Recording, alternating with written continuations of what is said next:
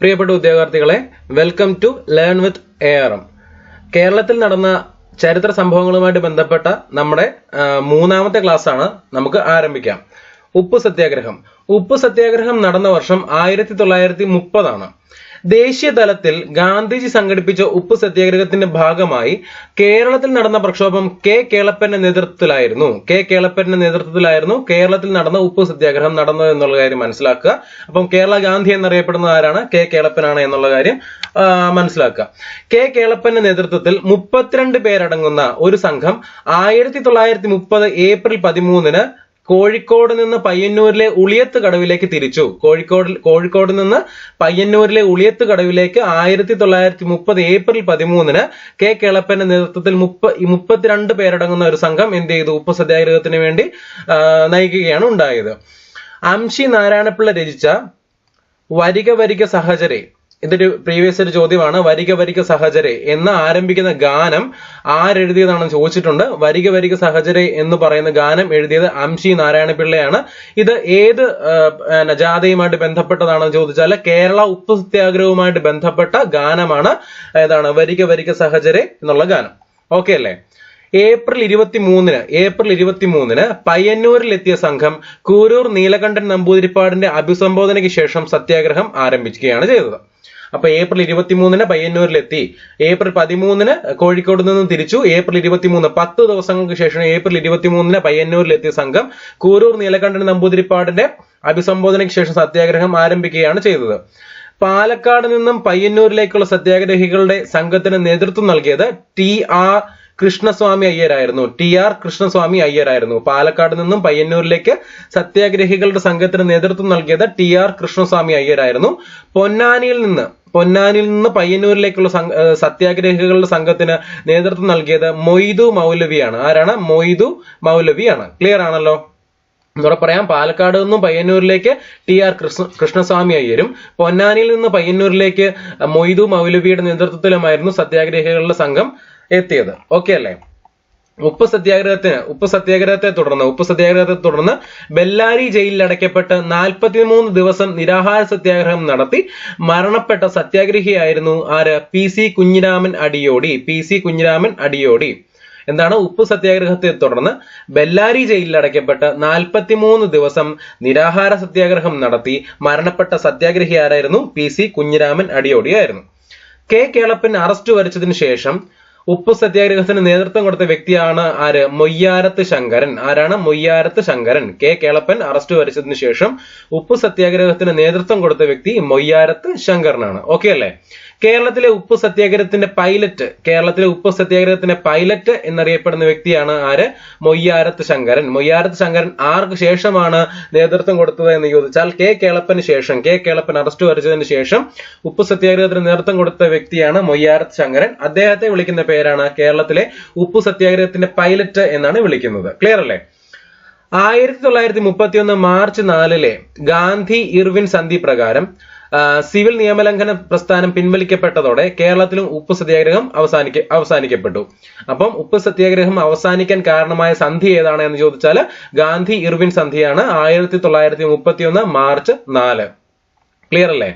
അപ്പം പറയാം, രണ്ടാം ബർദോളി, കേരള ബർദോളി എന്നിങ്ങനെയൊക്കെ അറിയപ്പെടുന്ന സ്ഥലം ഏതാണെന്ന് ചോദിച്ചാൽ നമ്മുടെ ഉപ്പ് സത്യാഗ്രഹത്തിന് വേദിയായ, കേരളത്തിലെ ഉപ്പ് സത്യാഗ്രഹത്തിന് വേദിയായ പയ്യന്നൂരാണ്. രണ്ടാം ബർദോളി, കേരള ബർദോളി എന്നൊക്കെ അറിയപ്പെടുന്നത് പയ്യന്നൂരാണ്. ക്ലിയർ അല്ലേ?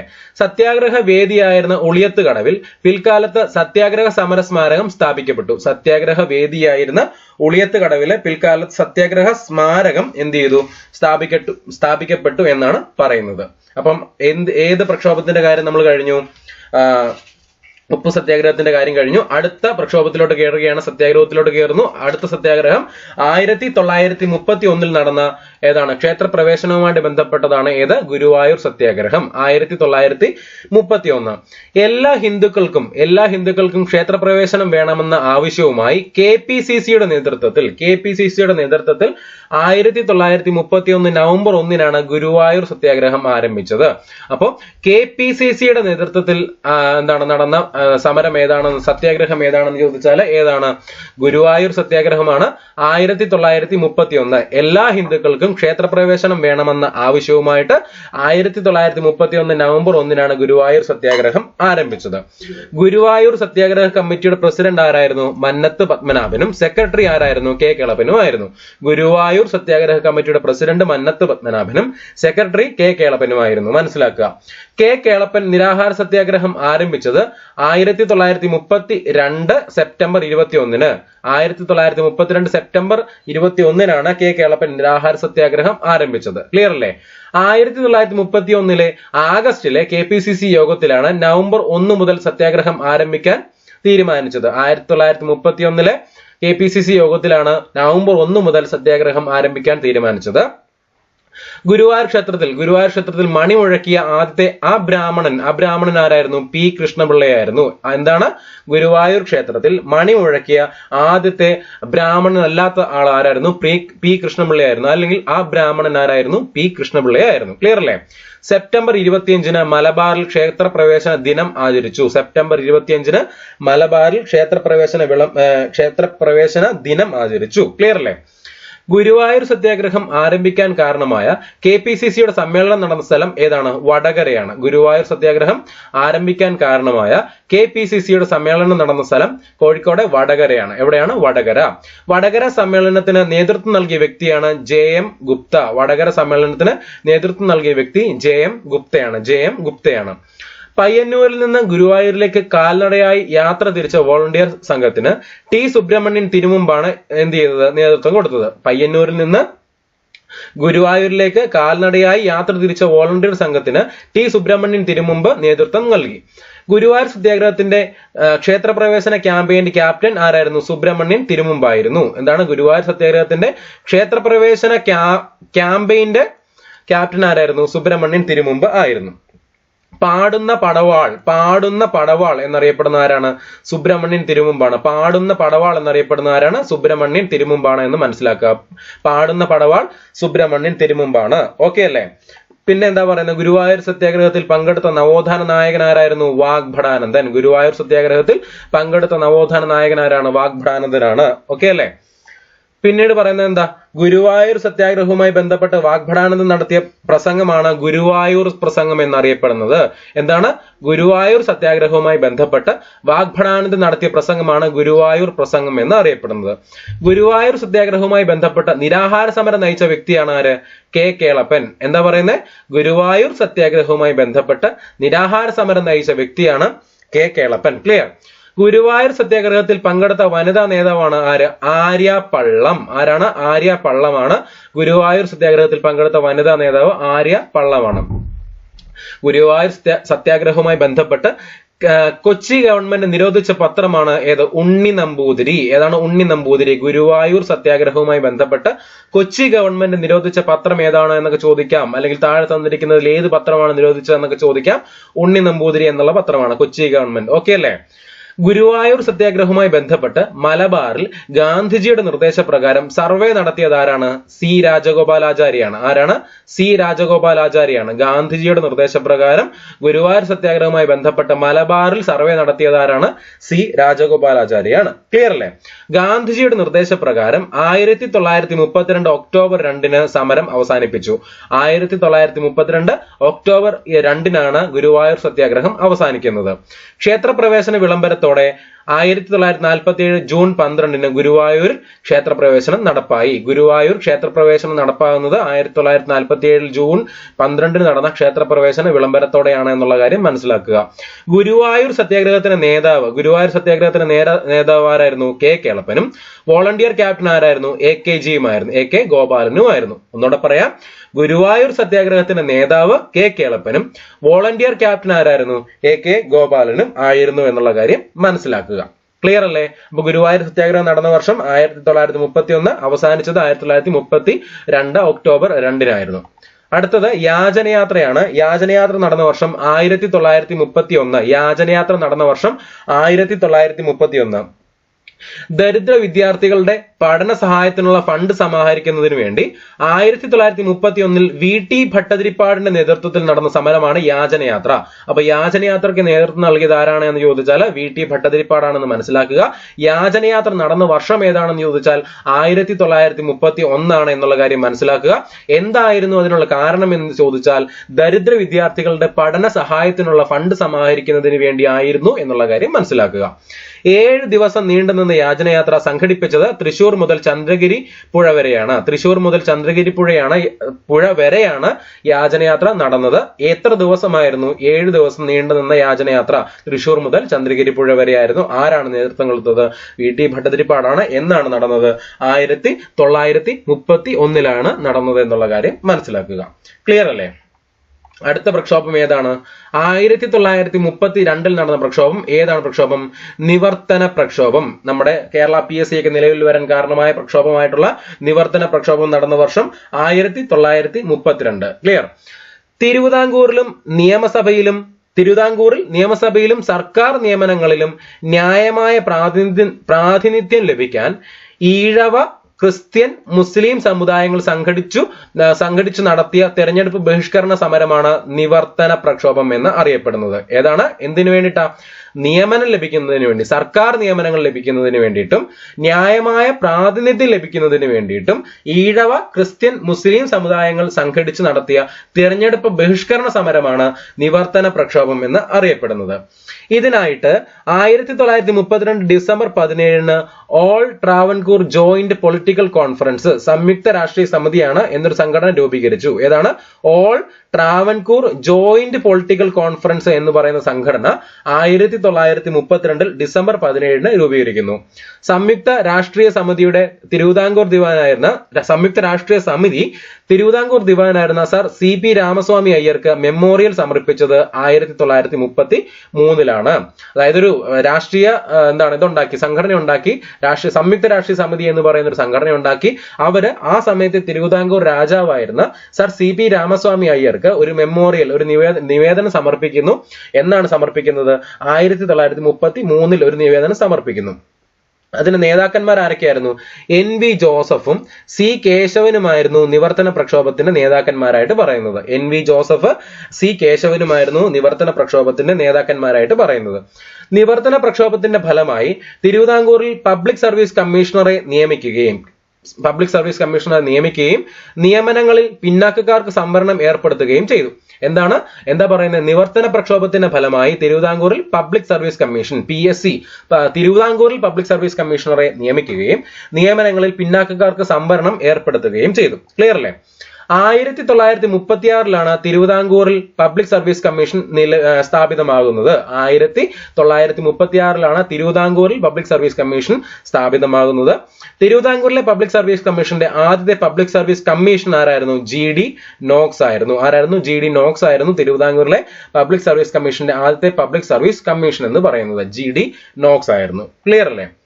1936 ഓഗസ്റ്റിൽ സമ്മതിദാനാവകാശ നിയമം പ്രസിദ്ധപ്പെടുത്തി.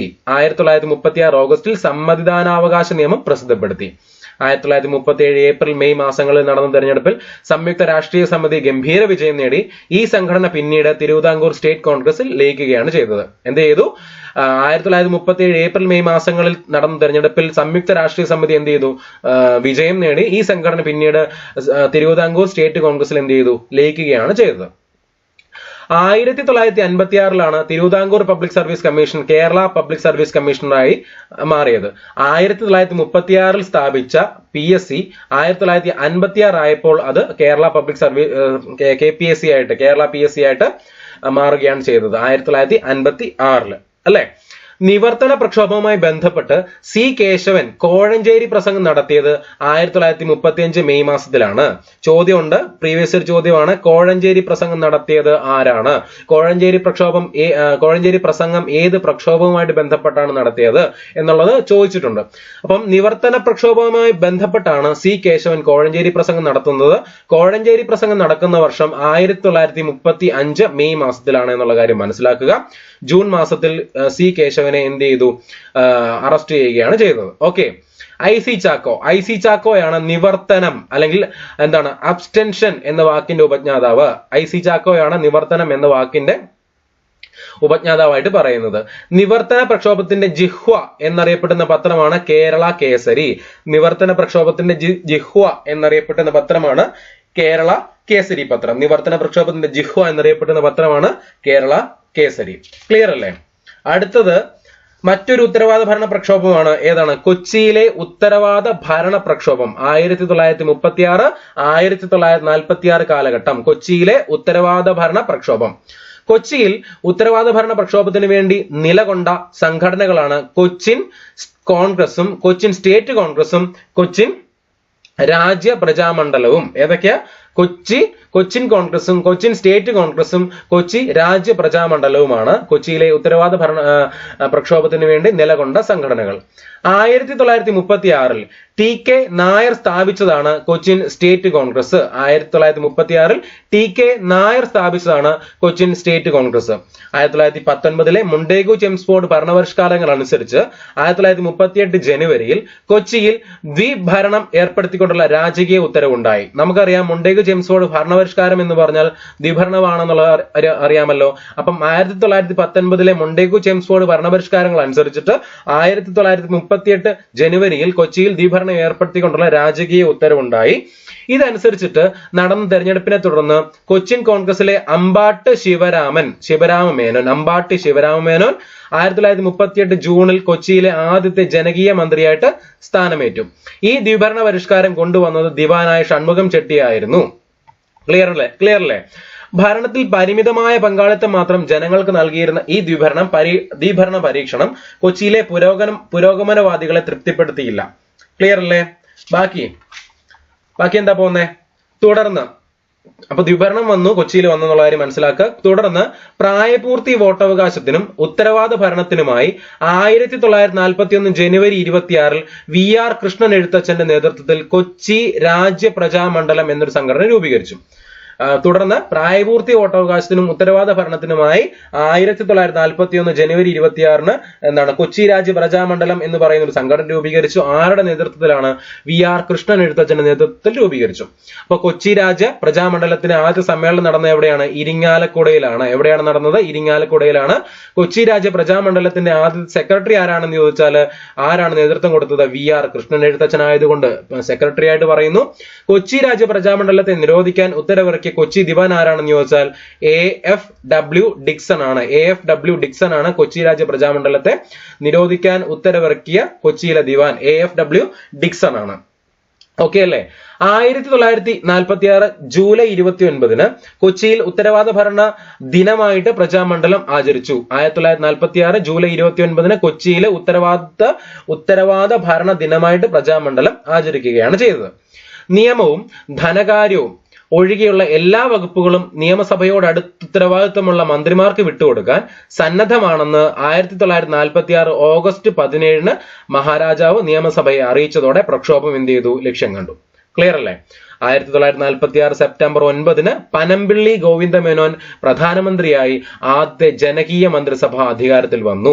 അപ്പം ആദ്യത്തെ ജനകീയ മന്ത്രിസഭ അധികാരത്തിൽ വരുന്നത് 1946 സെപ്റ്റംബർ 9 ആരുടെ നേതൃത്വത്തിലാണെന്ന് ചോദിച്ചാൽ പനമ്പിള്ളി ഗോവിന്ദമേനോന്റെ നേതൃത്വത്തിലായിരുന്നു.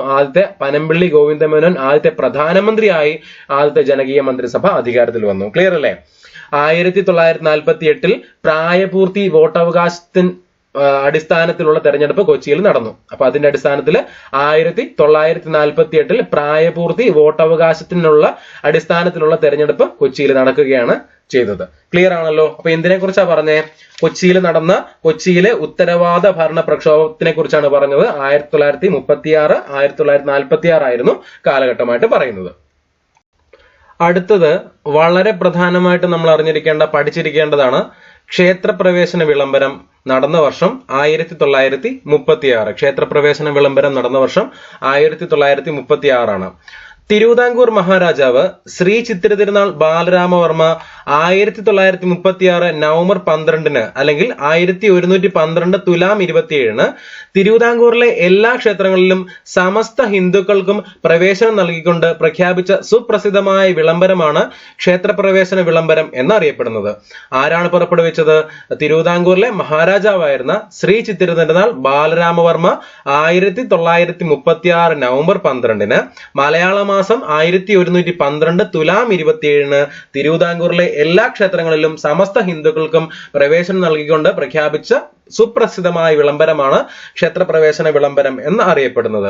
ക്ഷേത്രപ്രവേശന പ്രസ്ഥാനത്തിന്റെ സ്ഥാപകൻ ആരായിരുന്നു എന്ന് ചോദിച്ചാൽ TK മാധവനായിരുന്നു. ക്ഷേത്രപ്രവേശന പ്രസ്ഥാനത്തിന്റെ സ്ഥാപകൻ TK മാധവനായിരുന്നു. ക്ഷേത്രപ്രവേശന വിളംബരം എഴുതി തയ്യാറാക്കിയത് ഉള്ളൂർ S പരമേശ്വരയ്യരാണ്. ക്ഷേത്രപ്രവേശന വിളംബരം എഴുതി തയ്യാറാക്കിയത് ഉള്ളൂർ S പരമേശ്വരയ്യരാണ്. ആധുനിക കാലത്തെ അത്ഭുതം എന്നും ജനങ്ങളുടെ ആധ്യാത്മിക വിമോചനത്തിന്റെ ആധികാരിക രേഖയായ സ്മൃതി എന്നുമാണ് ഗാന്ധിജി ഈ വിളംബരത്തെ വിശേഷിപ്പിച്ചത്. ആധുനിക കാലത്തെ അത്ഭുതം എന്നും ജനങ്ങളുടെ ആധ്യാത്മിക വിമോചനത്തിന്റെ ആധികാരിക രേഖയായ സ്മൃതി എന്നുമാണ് ഗാന്ധിജി ക്ഷേത്രപ്രവേശന വിളംബരത്തെ വിശേഷിപ്പിച്ചത്. ക്ലിയർ അല്ലേ? ആധുനിക തിരുവിതാംകൂറിന്റെ മാഗ്ന കാർട്ട, കേരളത്തിന്റെ മാഗ്ന കാർട്ട എന്നിങ്ങനെ വിശേഷിപ്പിക്കപ്പെടുന്നതും ക്ഷേത്രപ്രവേശന വിളംബരമാണ്. ക്ലിയർ അല്ലേ? ആധുനിക തിരുവിതാംകൂറിന്റെ മാഗ്ന കാർട്ട, കേരളത്തിന്റെ മാഗ്ന കാർട്ട എന്നിങ്ങനെ അറിയപ്പെടുന്നത് ക്ഷേത്രപ്രവേശന വിളംബരമാണ്. ആധുനിക കാലത്തെ രക്തരഹിതവും അക്രമരഹിതവുമായ വിപ്ലവം എന്നാണ് C രാജഗോപാലാചാരി ക്ഷേത്രപ്രവേശന വിളംബരത്തെ വിശേഷിപ്പിച്ചത്. എന്താണ്?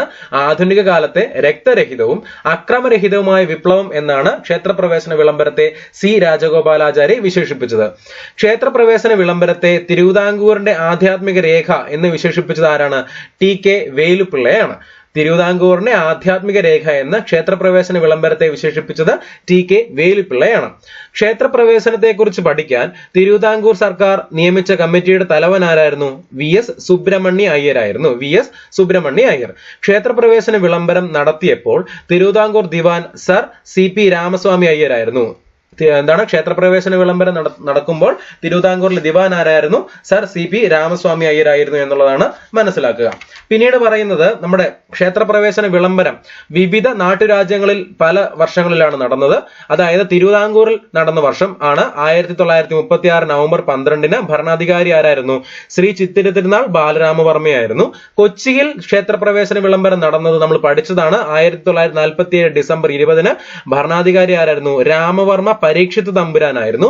മലബാറിൽ ക്ഷേത്രപ്രവേശന വിളംബരം നടന്നത് 1947 ജൂൺ 2 അത് ഗുരുവായൂർ ക്ഷേത്രത്തിൽ എല്ലാ ഹിന്ദുക്കൾക്കും പ്രവേശനം നൽകിക്കൊണ്ട് T പ്രകാശത്തിന് കീഴിലുള്ള മദ്രാസ് സർക്കാർ ഉത്തരവ് പുറപ്പെടുവിച്ച തീയതിയാണ് 1947 ജൂൺ 2. അപ്പൊ തിരുവിതാംകൂറിൽ 1936 നവംബർ 12 കൊച്ചിയിൽ 1947 ഡിസംബർ 20 മലബാറിൽ 1947 ജൂൺ 2 ക്ഷേത്രപ്രവേശന വിളംബരങ്ങൾ നടന്നത് എന്നുള്ള കാര്യം മനസ്സിലാക്കുക. ഇനി 1936 നടന്ന ഒരു ജാഥയുണ്ട്. ജാഥയ്ക്ക് നമ്മൾ പറയുന്ന പേര് 1936 പട്ടിണി ജാഥ എന്നാണ് പറയുന്നത്. പട്ടിണി ജാഥ. മലബാറിലെ കർഷക തൊഴിലാളി പ്രശ്നങ്ങൾ, പട്ടിണി, തൊഴിലില്ലായ്മ എന്നിവ മദ്രാസ് ഗവൺമെന്റിന്റെ ശ്രദ്ധയിൽപ്പെടുത്താനാണ് 1936 ജൂലൈ മാസത്തിൽ AK ഗോപാലന്റെ നേതൃത്വത്തിൽ 32 വോളണ്ടിയർമാർ കണ്ണൂരിൽ നിന്ന് മദ്രാസിലേക്ക് 750 മൈൽ കാൽനടയായി പട്ടിണി ജാഥ നയിച്ചത്. എന്തിനാണ്? മലബാറിലെ കർഷക തൊഴിലാളി പ്രശ്നങ്ങൾ, പട്ടിണി, തൊഴിലില്ലായ്മ എന്നിവ മദ്രാസ് ഗവൺമെന്റിന്റെ ശ്രദ്ധയിൽപ്പെടുത്താൻ 1936 ജൂലൈ മാസത്തിൽ AK ഗോപാലന്റെ നേതൃത്വത്തിൽ 32 വോളണ്ടിയർമാർ കണ്ണൂരിൽ നിന്ന് മദ്രാസിലേക്ക് 750 മൈൽ കാൽനടയായി നടത്തിയ ജാഥയാണ് പട്ടിണി ജാഥ എന്ന് അറിയപ്പെടുന്നത്. മദ്രാസ് പ്രവിശ്യ ഗവൺമെന്റ് ജാഥ അംഗങ്ങളുടെ നിവേദനം സ്വീകരിക്കുന്നതിന് പകരം AKGയെയും ചന്ദ്രോത്ത് കുഞ്ഞിരാമൻ നായരെയും അറസ്റ്റ് ചെയ്ത് 1 വർഷം തടവിന് പാർപ്പിക്കുകയാണ് ചെയ്തത്. ഈ ഒരു സമരത്തിന്, ഈ ഒരു ജാഥ നമ്മൾ അറിയപ്പെടുന്ന പേരാണ് പട്ടിണി ജാഥ. 1936 1936 നടന്ന മറ്റൊരു സമരമായിരുന്നു ഏത്? ഇലക്ട്രിസിറ്റി സമരം. 1936 നടന്ന സമരം ഇലക്ട്രിസിറ്റി സമരം. കൊച്ചി ദിവാനായിരുന്ന RK ഷൺമുഖം ചെട്ടി 1935 മുതൽ 41 വരെയായിരുന്നു കാലഘട്ടം. RK ഷൺമുഖം ചെട്ടി തൃശൂർ പട്ടണത്തിന്റെ വൈദ്യുതി വിതരണ ചുമതല തന്റെ വ്യക്തി താൽപര്യ പ്രകാരം മദ്രാസിലെ ചന്ദ്രിക കമ്പനിയെ ഏൽപ്പിക്കാൻ തീരുമാനിച്ചതിൽ പ്രതിഷേധിക്കാൻ സംഘടിച്ചതാണ് 1936 വൈദ്യുതി സമരം എന്ന് അറിയപ്പെടുന്നത്. എന്താണ്? കൊച്ചിയിലെ ദിവാനായിരുന്ന ആർ കെ ഷൺമുഖം ചെട്ടി തൃശൂർ പട്ടണത്തിന്റെ വൈദ്യുതി വിതരണ ചുമതല ഒരു ചന്ദ്രിക കമ്പനിയെ ഏൽപ്പിക്കാൻ തീരുമാനിച്ചതിൽ പ്രതിഷേധിച്ചതാണ് ഇലക്ട്രിസിറ്റി സമരം എന്ന് അറിയപ്പെടുന്നത്. 1936 ഇലക്ട്രിസിറ്റി സമരം നടക്കുന്നത്. കൊച്ചിയിൽ നടന്ന ഈ പ്രക്ഷോഭത്തിൽ വെച്ച് ഏറ്റവും ഉജ്ജ്വലമായിരുന്നു ഈ സമരം. കൊച്ചിയിൽ നടന്ന പ്രക്ഷോഭങ്ങളിൽ വെച്ച് ഏറ്റവും ഉജ്ജ്വലമായിരുന്നു ഇലക്ട്രിസിറ്റി സമരം എന്ന് പറയുന്നത്. ഡോക്ടർ AR മേനോൻ, ഇക്കണ്ട വാര്യർ, CR ഈയുണ്ണി, C കുട്ടൻ നായർ എന്നിവരായിരുന്നു വൈദ്യുതി സമരം സംഘടിപ്പിച്ച നേതാക്കൾ. ആരൊക്കെയാ?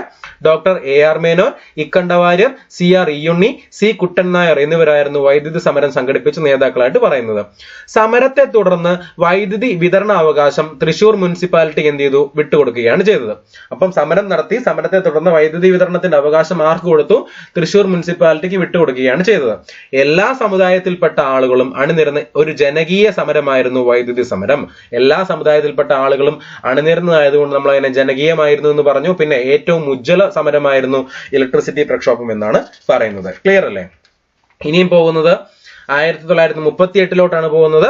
1938 നടന്ന സമരമാണ് ഏത്? തിരുവിതാംകൂർ സ്റ്റേറ്റ് കോൺഗ്രസും ഉത്തരവാദിത്ത ഭരണ പ്രക്ഷോഭവും 1938. സംയുക്ത രാഷ്ട്രീയ സമിതി 1938 ഫെബ്രുവരിയിൽ തിരുവിതാംകൂർ സ്റ്റേറ്റ് കോൺഗ്രസ് എന്ന പുതിയ സംഘടനയായിട്ട് മാറി. 1938 സംയുക്ത രാഷ്ട്രീയ സമിതിയുടെ കാര്യം നമ്മൾ പറഞ്ഞതാണ്.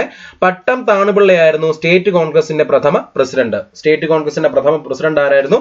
പട്ടം താണുപിള്ളയായിരുന്നു. കേരളത്തിന്റെ രണ്ടാമത്തെ മുഖ്യമന്ത്രി എന്നൊക്കെ നമ്മൾ പഠിച്ചിട്ടുണ്ടല്ലോ അല്ലെ? ക്ലിയർ അല്ലേ? സി കേശവനും TM വർഗീസും സ്റ്റേറ്റ് കോൺഗ്രസിന്റെ നേതൃത്വ സ്ഥാനത്തുണ്ടായിരുന്നു. ദിവാൻ ഭരണം അവസാനിപ്പിക്കുന്നതിനും പ്രായപൂർത്തി വോട്ടവകാശത്തിലൂടെ തിരുവിതാംകൂറിൽ ഉത്തരവാദിത്വ ഭരണം നേടുക എന്നതുമായിരുന്നു തിരുവിതാംകൂർ സ്റ്റേറ്റ് കോൺഗ്രസിന്റെ ലക്ഷ്യങ്ങൾ. എന്താണ്? ദിവാൻ ഭരണം അവസാനിപ്പിക്കുകയും പ്രായപൂർത്തി വോട്ടവകാശത്തിലൂടെ തിരുവിതാംകൂറിൽ ഉത്തരവാദിത്വ ഭരണം നേടുകയുമായിരുന്നു തിരുവിതാംകൂർ സ്റ്റേറ്റ് കോൺഗ്രസിന്റെ ലക്ഷ്യങ്ങൾ എന്ന് പറയുന്നത്. ദിവാൻ CP രാമസ്വാമി അയ്യരും സ്റ്റേറ്റ് കോൺഗ്രസും തമ്മിൽ പലതവണ ഏറ്റുമുട്ടലുകൾ നടക്കുകയുണ്ടായി. സ്റ്റേറ്റ് കോൺഗ്രസും യൂത്ത് ലീഗും നിയമവിരുദ്ധ സംഘടനകളായി പ്രഖ്യാപിക്കപ്പെട്ടു അല്ലെ? നേതാക്കളെ അറസ്റ്റ് ചെയ്ത് ജയിലിലാക്കി അല്ലെ? ഏതൊക്കെയാ? സ്റ്റേറ്റ് കോൺഗ്രസും യൂത്ത് ലീഗും നിയമവിരുദ്ധ സംഘടനകളായിട്ട് പ്രഖ്യാപിച്ച് എന്ത് ചെയ്തു? അത് പിന്നെ നേതാക്കളെ ഇവിടെ അറസ്റ്റ് ചെയ്ത് ജയിലിലാക്കുകയും ചെയ്തു. 1.5 ലക്ഷത്തോളം പേർ പങ്കെടുത്ത ഈ ജാഥയെ കേണൽ വാട്സിന്റെ നേതൃത്വത്തിൽ അടിച്ചമർത്താൻ ശ്രമിച്ചെങ്കിലും നടന്നില്ല. ഇതിനെ തുടർന്ന് അറസ്റ്റിലായ നേതാക്കന്മാരെ വിട്ടയക്കാൻ ഗവൺമെന്റ് നിർബന്ധിതമാവുകയാണ് ചെയ്തത്. ഓക്കെ അല്ലെ? അക്കാമ ചെറിയാന്റെ ചരിത്ര പ്രസിദ്ധമായ രാജധാനി മാർച്ച് 1938 നടന്ന രാജധാനി മാർച്ച് ഏത് പ്രക്ഷോഭത്തിന്റെ ഭാഗമായിട്ടാണ് നടന്നത്? ഈ പ്രക്ഷോഭത്തിന്റെ ഭാഗമായിട്ടാണ്. ഏതാണ് പ്രക്ഷോഭം? തിരുവിതാംകൂർ സ്റ്റേറ്റ് കോൺഗ്രസും ഉത്തരവാദിത്വ ഭരണ പ്രക്ഷോഭവും ആണ് കാരണം. അപ്പം രാജധാനി മാർച്ച് നടക്കുന്നത് 1938 ആരാണ് നേതൃത്വം കൊടുത്തത്? അക്കാമ ചെറിയാനാണ്. എന്തിന്റെ ഭാഗമായിട്ടാണ് രാജധാനി മാർച്ച് നടന്നത് എന്ന് ചോദിച്ചാൽ ഉത്തരവാദിത്വ ഭരണ പ്രക്ഷോഭത്തിന്റെ ഭാഗമായിട്ടാണ് രാജധാനി മാർച്ച് നടക്കുന്നത്. ക്ലിയർ അല്ലേ? ഇനിയും പോകുന്നു കല്ലറ പാങ്ങോട് സമരം 1938 തന്നെ. 1938 സമരമാണ് കല്ലറ പാങ്ങോട് സമരം. ജന്മിത്ത ഗുണ്ടാ ശക്തികൾക്കെതിരെ 1938 സെപ്റ്റംബർ 21 നടന്ന ജനമുന്നേറ്റമായിരുന്നു കല്ലറ പാങ്ങോട് സമരം എന്നറിയപ്പെടുന്നത്. കൊച്ചാപ്പിപ്പിള്ളയായിരുന്നു സമരത്തിന്റെ നേതാവ്.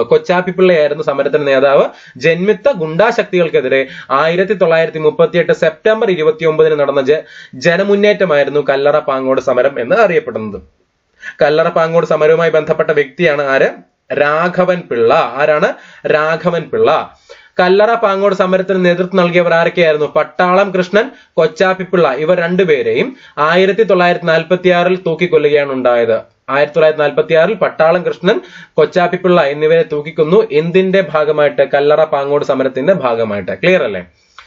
1938 മറ്റൊരു സമരമായിരുന്നു ഏത്? കടക്കൽ പ്രക്ഷോഭം നടക്കുന്നതും 1938 ഇന്ത്യയുടെ സ്വാതന്ത്ര്യ സമരവുമായി ബന്ധപ്പെട്ട് തെക്കൻ കേരളത്തിൽ എന്ന് പറഞ്ഞാൽ കൊല്ലം ജില്ലയിൽ നടന്ന പ്രധാന പ്രക്ഷോഭമാണ് കടക്കൽ പ്രക്ഷോഭം എന്നറിയപ്പെടുന്നത്. കടക്കൽ പ്രക്ഷോഭം നടന്ന ജില്ല ഏതാണ്? കൊല്ലം ജില്ല. 1938 സെപ്റ്റംബർ 21 കല്ലറ പാങ്ങോട് സമരം നടന്ന അതേ ദിവസം തന്നെയാണ് കടക്കൽ പ്രക്ഷോഭവും നടക്കുന്നത്. കടക്കൽ പ്രക്ഷോഭത്തിന് നേതൃത്വം നൽകിയത് ആരായിരുന്നു? ഫ്രാങ്കോ രാഘവൻ പിള്ളയാണ്. ആരാണ്? ഫ്രാങ്കോ രാഘവൻ പിള്ളയാണ് കടക്കൽ പ്രക്ഷോഭത്തിന് നേതൃത്വം നൽകിയത്. ക്ലിയർ അല്ലേ? അടുത്തത് മൊറാഴ സമരമാണ്. മൊറാഴ സമരം നടക്കുന്നത് 1940-ലാണ്. മൊറാഴ സമരം നടക്കുന്നത് 1940. മലബാറിലെ കൊളോണിയൽ ചൂഷണത്തിനെതിരെ 1940 നടന്ന ജനകീയ മുന്നേറ്റമാണ് മൊറാഴ സമരം എന്നറിയപ്പെടുന്നത്. കമ്മ്യൂണിസ്റ്റ് പാർട്ടി കേരളത്തിൽ നടത്തിയ ആദ്യത്തെ സമരമാണ് മൊറാഴ സമരം. മനസ്സിലാക്കുക, പഠിക്കുക. എന്താണ്? കമ്മ്യൂണിസ്റ്റ് പാർട്ടി കേരളത്തിൽ നടത്തിയ ആദ്യത്തെ സമരമാണ് മൊറാഴ സമരം എന്ന് അറിയപ്പെടുന്നത്.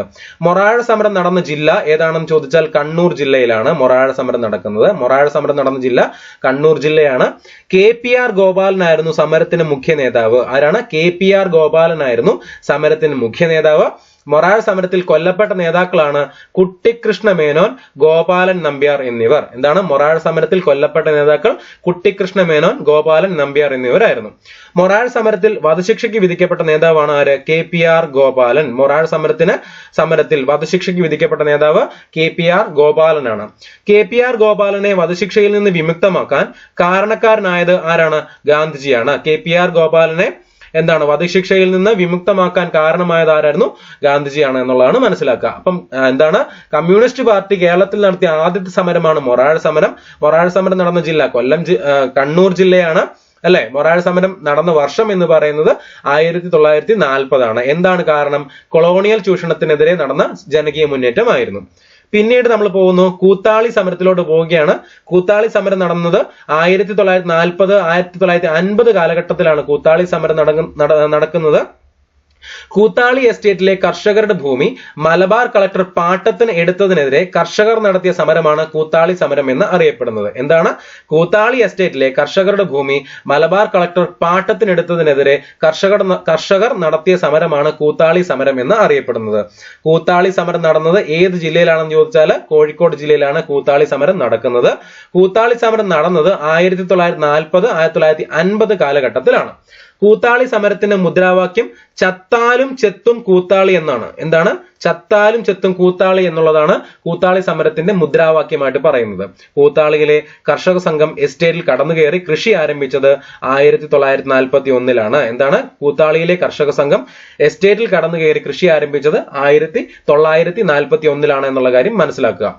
സമരം ശക്തിപ്പെട്ടതോടെ കർഷകരുടെ പാട്ടഭൂമി തിരിച്ചു നൽകാം എന്ന സന്ധിയിൽ ഒപ്പുവെച്ചത് 1946-ലാണ്. എന്താണ്? സമരം ശക്തമായതോടെ കർഷകരുടെ പാട്ടഭൂമി തിരിച്ചു നൽകാം എന്ന സന്ധിയിൽ ഒപ്പുവെച്ചത് 1946-ലാണ് എന്നുള്ള കാര്യം മനസ്സിലാക്കുക. ക്ലിയർ അല്ലേ? അപ്പോ നമ്മുടെ കേരളത്തിലെ ചരിത്ര സംഭവങ്ങൾ, ചരിത്രവുമായിട്ട് ബന്ധപ്പെട്ട പ്രക്ഷോഭങ്ങൾ എന്ന് പറയുന്ന ക്ലാസ് ആണ് നമ്മൾ മുന്നോട്ട് പോയിക്കൊണ്ടിരിക്കുന്നത്. ഇപ്പൊ നമ്മൾ 3 ക്ലാസ് ആയി. ഇനി അടുത്ത ക്ലാസ് ഇതിന്റെ കണ്ടിന്യൂസ് വരുന്ന കയ്യൂർ സമരവുമൊക്കെ ആയിട്ട് ബന്ധപ്പെട്ട് നമ്മൾ അടുത്ത ക്ലാസ് തുടങ്ങും. അപ്പൊ ഇന്നത്തെ ക്ലാസ് നമ്മൾ വൈൻഡപ്പ് ചെയ്യുകയാണ്. ബൈ.